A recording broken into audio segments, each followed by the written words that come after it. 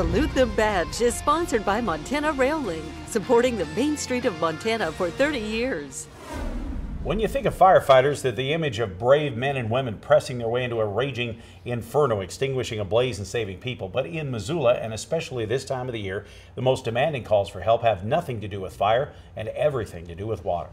We're all told to stay out of the Clark Fork and other area rivers when they're running this high and cold. But for the Missoula Fire Department's Swiftwater Rescue Team, this is often when they have to get into the river to save people who've gotten too close to the floodwaters. And that's been especially true in recent weeks, as team members have been called repeatedly to help people to safety.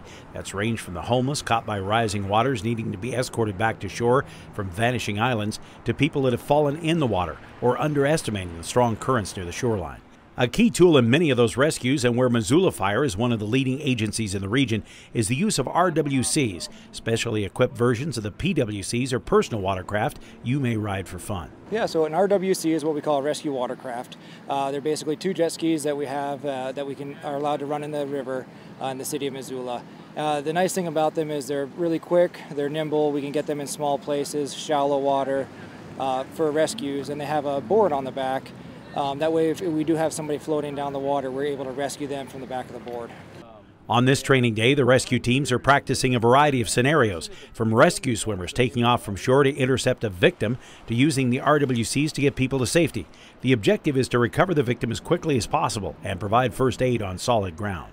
It's a good platform to stabilize them on while we get them to shore. We can provide minimal medical care while they're on the back, but at least we can do something for them until we get them to shore and to more definitive care. And because these are real-world conditions, the rescue teams have to use every bit of skill and caution to stay safe during the drills. That's a challenge this year with the river at record levels. Thurlow says they respect the river.